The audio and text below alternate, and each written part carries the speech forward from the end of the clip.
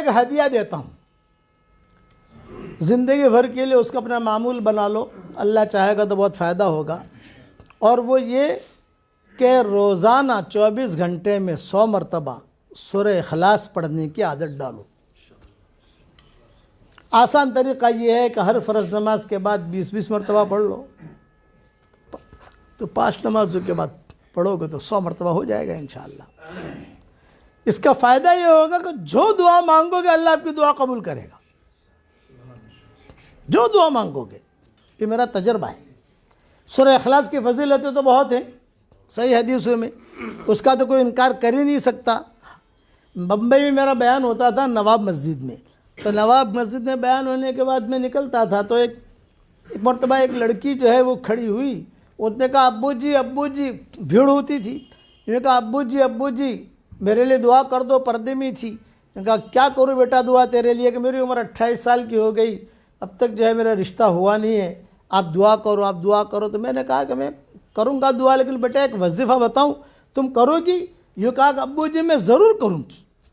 میں نے کہا روزانہ 100 مرتبہ سورہ اخلاص پڑھنے کی عادت ڈال لے بیٹا، 24 گھنٹے میں ایک ساتھ پڑھنے کی ضرورت نہیں ہے، کبھی 10 مرتبہ پڑھ لیا، کبھی 15 مرتبہ پڑھ لیا، کبھی روٹی بناتے پڑھ لیا، کبھی پانی بھرتے پڑھ لیا۔ 100 مرتبہ کا کوٹا 24 گھنٹے میں پورا ہونا چاہیے۔ اگر آپ ایک ساتھ بھی پڑھو گے تو 10 سے 15 منٹ لگتے ہیں، زیادہ نہیں لگتے۔ اس نے کہا ابو جی پڑھوں گی، لیکن مجھے ایک سوال کیا، ہر مرتبہ بسم اللہ الرحمن الرحیم پڑھوں؟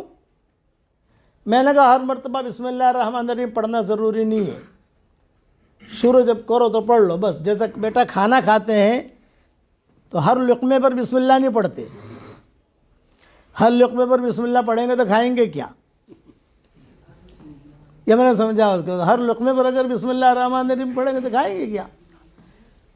سورہ اخلاص کا مطلب قل هو اللہ احد اللہ الصمد لم یلد ولم یولد ولم یکن لہ کفوا احد۔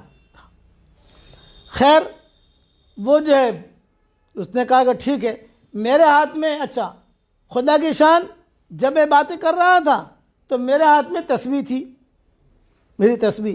میں نے کہا بیٹا یہاں تو پابندی سے پڑھے گی؟ یہ کہا ابو جی بالکل پڑھوں گی، اس لیے کہ مجھے رشتے کی ضرورت ہے، بھائیوں کے ساتھ، بہنوں کے ساتھ، ماں باپ کے ساتھ کب تک میں اپنی زندگی گزاروں؟ میں چاہتی ہوں کہ کہیں میرا ڈھنگ کا رشتہ ہو جائے۔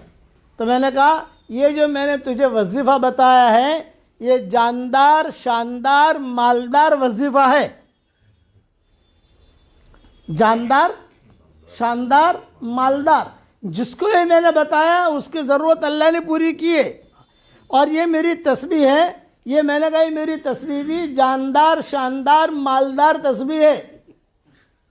یہ میں نے اس کو کہا کہ میری تسبیح جو ہے بھی جاندار، شاندار، مالدار تسبیح، یہ بھی میں تجھے ہدیہ دیتا ہوں، یہ لے لے، تو اس پر پڑھتے رہنا۔ ہاں ابو جی، اس نے لیا، اپنی آنکھوں سے لگایا، چلی گئی۔ دوسرے سال میں پہنچا تو وہی لڑکی ایک لڑکا لے کر کھڑی تھی، بچہ۔ اب میں بیٹھا تو کہا ابو جی، تسبیح دکھا رہی تھی کہ ابو جی، میں نے کہا تو بچوں نے کہا کہ شاید گزشتہ سال والی ہے۔ ہاں بیٹا کیا ہوا؟ یہ کہا ابو جی الحمدللہ، جاندار، شاندار، مالدار آپ کا وظیفہ، اور جاندار، شاندار، مالدار آپ کی تسبیح، اس کی برکت سے اللہ نے مجھے شوہر بھی دیا، اللہ نے مجھے اولاد بھی دی، اور اللہ نے مجھے بہت مال دیا۔ تو میں نے کہا دیکھ بیٹا، یہ اللہ نے مال دیا ہے تو اس کا اسٹاک مت کرنا، اسٹاک کرے گی تو اسٹاپ ہو جائے گا، خرچ کرتی رہنا۔ پھر اس نے کہا کہ ابو جی خوشخبری اور سناؤں؟ یہ کہا سناؤ۔ یہ کہا میرے محلے میں، بمبئی میں کئی جگہ پر رشتہ دار ہیں، سہیلیاں ہیں، وہ میرے پاس آتی تھی اور کہتی تھی کہ ارے حلیمہ، اس کا نام حلیمہ تھا، ارے حلیمہ تو اتنی اسمارٹ نہیں ہے، تیری شادی کیسے ہو گئی؟ ہم تو کتنی اسمارٹ ہیں، ہماری شادیاں نہیں ہوتی۔ تو میں کہتی تھی جاندار، شاندار، مالدار۔ پھر اپنا جو قصہ سناتی تھی، میں روزانہ یہ 100 مرتبہ سورہ اخلاص پڑھتی ہوں، لے تو بھی پڑھ۔ تو ابو جی کئی لڑکیوں کی شادیاں ہو گئی، یہ فضیلت ہے اس کی۔ اب یہ میرا ہاتھ میں جو تسبیح ہے جاندار، شاندار، مالدار، یہ ہمارے سرفراز کو دے رہا ہوں۔